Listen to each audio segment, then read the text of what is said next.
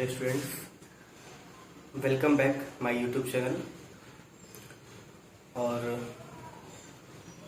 आज हम लोग बात करने वाले हैं क्लास 12th के नए टॉपिक के बारे में, जो इसके पहले वाले वीडियोस में हम लोग मैट्रिक्स के डिटरमिनेंट हमने पढ़ा था और उस डिटरमिनेंट में हमने बहुत सारे टॉपिक्स कवर किए थे।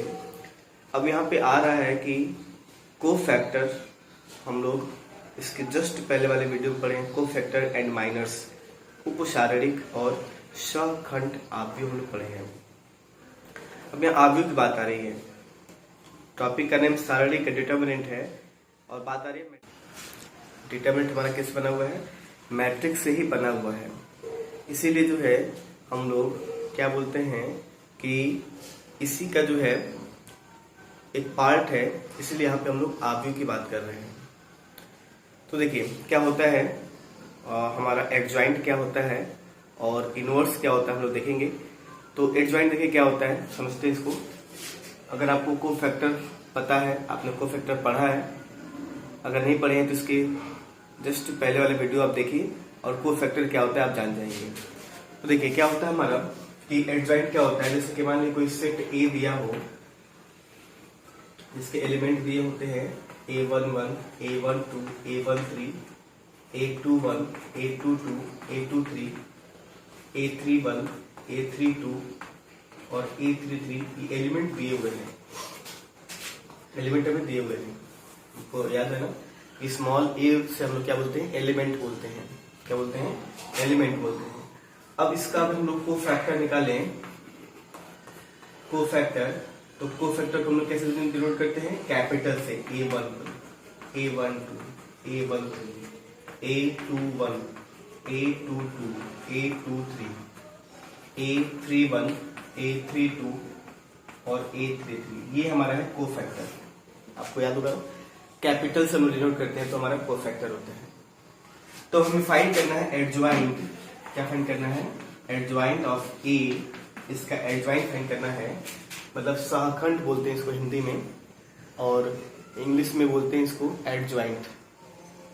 ठीक है ना, क्या बोलते हैं, एडजॉइंट। सहखंडस बोलते हैं, सॉरी इसको हिंदी में बोलते हैं सहखंडस, एडजॉइंट बोलते हैं इसको। तो एडजॉइंट ए निकालते हैं तो इसका फॉर्मूला होता है ट्रांसपोज ऑफ कोफैक्टर ऑफ ए, मतलब कोफैक्टर का ट्रांसपोज जो होगा वो एडजॉइंट होगा। यानी इसको बोल सकते हैं, हिंदी बोल सकते हैं कि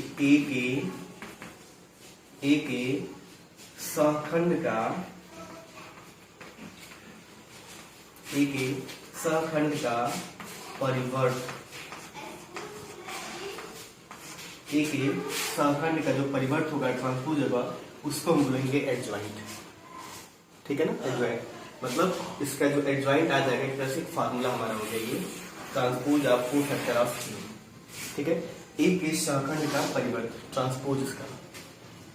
तो देखिए अगर हम इसका एडजॉइंट फाइंड करेंगे, ये हमने कोफैक्टर निकाल लिया, इसका एडजॉइंट फाइंड करेंगे तो आपको पता है ना, ट्रांसपोज क्या होता है, जो रो है इस रो को चेंज करते हैं कॉलम में, ऐसे A11, A12, A13, ये रो है, चेंज हो जाएगा कॉलम में A21, A22, A23, ये रो है, कॉलम में चेंज हो जाएगा A31, A32 और A33, ये हो जाएगा हमारा एडजॉइंट।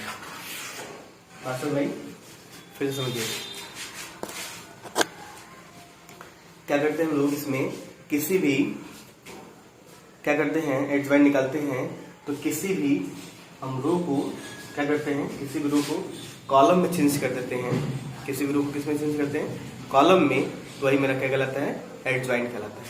यानी कि देखिए तो वो हमारा परिवर्त, ट्रांसपोज मैट्रिक्स कहलाता है। तो देखिए कैसे हम लोग एडजॉइंट निकालते हैं, जो भी हमारा डिटरमिनेंट दिया रहेगा तो सबसे पहले हम लोग उसको फाइंड करेंगे कोफैक्टर। क्या फाइंड करेंगे, कोफैक्टर। और कोफैक्टर जब फाइंड हो जाएगा तो उसका जो एडजॉइंट निकलेगा, क्या निकलेगा, एडजॉइंट, तो उस एडजॉइंट को हम लोग क्या करते हैं, एडजॉइंट निकालेंगे तो कोफैक्टर का ट्रांसपोज कर देंगे, वही हमारा क्या होगा, को फैक्टर का जब हम ट्रांसपोज कर देते हैं तो उसी को हम बोलते हैं एडजॉइंट है बोलते हैं। बात समझे ना? किसी भी मैट्रिक्स दिया होगा उसका हम को फैक्टर फाइंड करेंगे, को फैक्टर का ट्रांसपोज कर देंगे तो वही हमारा क्या हो जाएगा, वो हमारा एडजॉइंट मिल जाएगा।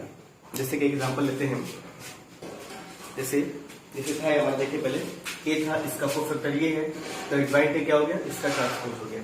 ठीक है ना? जैसे कि एग्जांपल लेते हैं हम, जैसे एग्जांपल लेते हैं a इज इक्वल टू 2 3 - 1 4 दिया, तो इसका हमें फाइंड करना है एडजॉइंट। तो सबसे पहले हम इसका को फैक्टर फाइंड करेंगे। तो को फैक्टर जब निकालेंगे, को फैक्टर ऑफ ए, तो ए बराबर क्या हो जाएगा, a11 क्या हो जाएगा हमारा, a11 मतलब इसको ढकेंगे 4, a12 निकालेंगे तो देखिए a12 लेंगे, ये एलिमेंट हमारा a12 है, इसके कारण हम ढकेंगे तो -1। अब देखिए इसका साइन भी चेंज करते हैं तो क्या हो जाएगा, -1 की पावर 1 + 1 यानी कि 2, यानी कि पॉजिटिव 4 आ जाएगा। यहाँ -1 की पावर 3 आ जाएगा, तो नेगेटिव क्या आएगा, एक और नेगेटिव है मिलकर पॉजिटिव बन जाएगा। फिर निकालेंगे a21 a21 फाइंड करेंगे, इसके कारण को ढकेंगे तो 3 आ जाएगा। 2 निकालेंगे, इसके कारण ढकेंगे तो 2 आ जाएगा। यहाँ जाएगा -1 की पावर 2 + 1 यानी कि 3, और ये हो जाएगा -3, और ये -1 की पावर 4 हो जाएगा, ये हो जाएगा पॉजिटिव 2 हो जाएगा। तो ये हमारा हो गया, एक से b मान लेते हैं हम लोग अलग से, और लिख लेते हैं, तो क्या कह जाएगा 4 1 - 3 2 हो जाएगा। एडजॉइंट जब हम फाइंड करेंगे, एडजॉइंट फाइंड करेंगे तो वैल्यू मेरा आ जाएगा इसका ट्रांसपोज, तो 4 1 - 3 2, ये मेरा एडजॉइंट फाइंड किया। बात समझ में? पहले मैं क्या फाइंड किया, को फैक्टर फाइंड किया, को फैक्टर निकाल लिया हमने, ये को फैक्टर निकल गया, को फैक्टर मैट्रिक्स निकल गया, को फैक्टर का मैट्रिक्स निकल गया। अब इसी का हमें ट्रांसपोज कर देना था, ट्रांसपोज कर दिया। ठीक है? वैसे देखिए ये 2 ऑर्डर का है, तो इसका एडजॉइंट निकालना बहुत हमारे लिए आसान होता है। इसका देखिए ट्रिक होता है, कैसे निकालते हैं हम लोग। जैसे कि a11 है, a12 a21 है, a22, इसका ट्रिक है 2 ऑर्डर का है, तो 3 ऑर्डर का भी हम लोग देखेंगे आगे ट्रिक। देखिए क्या करते हैं कि इन दोनों को इंटरचेंज कर देते हैं। क्या करते हैं, इंटरचेंज। देखिए इन दोनों का हम इंटरचेंज कर देते हैं, नंबर्स को नंबर्स में इंटरचेंज कर देते हैं, और इन दोनों का साइन चेंज करते हैं, वो हमारा एडजॉइंट फाइंड जाता है। जैसे देखिए ये था हमारा ना, a इज इक्वल टू क्या था, 2 3 - 1 4 था, तो डायरेक्टली हम इसका जब एडजॉइंट फाइंड करेंगे तो क्या होगा, इसको इंटरचेंज कर देंगे, इसको इंटरचेंज क्या होगा 4 2 हो जाएगा, और इसको बस साइन, इसका इंटरचेंज नहीं करना, केवल साइन चेंज कर देना है। तो यहाँ देखो तो -3, और यहाँ माइनस का मल्टीप्लाई होगा तो +1 तो आएगा, सेम टू माइनस एडजॉइंट। तो इसका एडजॉइंट निकालने के लिए हमारे क्या होता है, सिंपल मेथड होता है। डायरेक्टली हम लोग क्या करते हैं, इसका इंटरचेंज कर देते हैं और इसका साइन चेंज करते हैं, फाइंड लाते हैं। ठीक है? 3 ऑर्डर के बाद हमें निकालना देखना होता है। तो अभी हम लोग निकालेंगे एडजॉइंट, पहले इस पर कुछ प्रॉपर्टी उसको देख लेते हैं। 3 ऑर्डर का हम लोग एडजॉइंट अभी देखेंगे एग्जाम्पल के रूप में, इसका कुछ प्रॉपर्टी है, देखते हैं। इसमें पहली प्रॉपर्टी जो है, सबसे पहली प्रॉपर्टी जो है वो ये है कि एडजॉइंट ए का ए में मल्टीप्लाई करें, या ए का एडजॉइंट ए में मल्टीप्लाई करें। ये मतलब मैट्रिक्स एडजॉइंट ए निकाल लें, और एक मैट्रिक्स ए है इसका मल्टीप्लाई करें, एक ए है एडजॉइंट ए का मल्टीप्लाई करें, तो दोनों की वैल्यू हमारी डिटर्मिनेंट ए इंटू आइडेंटिटी के इक्वल आता है। दोनों का मल्टीप्लाई क्या होता है, डिटर्मिनेंट ए इंटू आई के इक्वल आता है। देखिए कैसे आता है, इसका प्रूफ देख लेते हैं हम लोग। जैसे मान लीजिए कि कोई मैट्रिक्स ए है, मैट्रिक्स क्या है, ए है, a11 a12 a13 a21 a22 a23 a31 a32 a33 ना, तो मैट्रिक्स है। तो अगर हम इसका एडजॉइंट ए फाइंड करें, एडजॉइंट ए, जैसे एडजॉइंट ए क्या होगा हमारा, कि हम लोग क्या करते हैं, इसका को फैक्टर निकालते हैं, तो को फैक्टर क्या आएगा, capital A11 capital A12 capital A13, तो को फैक्टर का ट्रांसपोज कर देते हैं, तो A11 ऐसे हो जाएगा, A12 ऐसे हो जाएगा, A13 ऐसे हो जाएगा, ट्रांसपोज। फिर इसका ट्रांसपोज करेंगे तो A21 A22 A23 A31 A32 A33, ये निकल गया हमारा कोफैक्टर, ये एडजॉइंट निकल गया। अरे बात सुनो, दैट हमने क्या कर दिया, इसके रो के कॉलम को चेंज कर दिया, रो के कॉलम को चेंज कर दिया कोफैक्टर निकाल के। अब देखिए, अब हमें इसका मल्टीप्लाई करना है, एडजॉइंट ए का ए में मल्टीप्लाई करना है, ठीक है।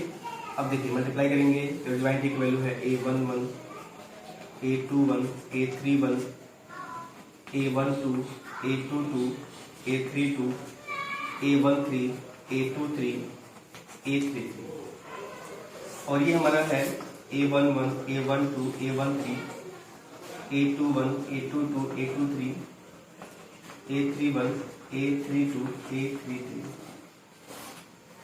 ठीक है। अब हम इसका मल्टीप्लाई करेंगे, देखिए ध्यान दीजिएगा, थोड़ा सा एक स्टेप समझना है यहाँ पे। देखिए जब मल्टीप्लाई करेंगे तो मल्टीप्लाई कैसे आते हैं, इसका मल्टीप्लाई यहाँ करेंगे हम लोग, तो A11, A11, देखिए तो A11, A11 ऐसे आएगा। इसका मल्टीप्लाई यहाँ करेंगे प्लस A21, A21, देखो तो A21, A21, इसका मल्टीप्लाई करेंगे तो A31, A31, और आपको पता है ना, ऐसे मल्टीप्लाई को ही हम बोलते हैं डिटरमिनेंट बोलते हैं। आपको बताया गया था ना कि जो भी एलिमेंट लें और उसकी कोफैक्टर के मल्टीप्लाई करें तो हमारा क्या मिलता है, वो डिटरमिनेंट की वैल्यू मिल जाती है, यानी कि इसका मल्टीप्लाई करने से हमें डिटरमिनेंट ए मिल जाएगा। क्या मिल जाएगा, डिटरमिनेंट ए। और बाकी अगर हम इसका मल्टीप्लाई इसके साथ करेंगे, A11 का A12 के साथ, तो आपको पता है कि किसी दूसरे के साथ मल्टीप्लाई करते हैं, किसी फर्स्ट रो का सेकेंड रो के साथ मल्टीप्लाई करते हैं, वैल्यू क्या आती है, 0 आती है। इसका मल्टीप्लाई जब हम इसके साथ करेंगे तो ऐसे आएगा A12, A11 आएगा, तो डिफरेंट है, तो डिफरेंट जब भी होता है इसकी वैल्यू क्या होती है, 0 है, ये हो जाएगा 0, 0, ठीक है। इस तरह सेकेंड का करेंगे तो A12, A11 आएगा तो 0 हो जाएगा। इसका मल्टीप्लाई इसके साथ होगा, देखो A11, A11, A22, A22, A32, A32, मतलब इस सेम आएगा तो इसका वैल्यू क्या हो जाएगा, डिटरमिनेंट ए। फिर इसकी वैल्यू 0 हो जाएगी क्योंकि डिफरेंट हो जाएंगे।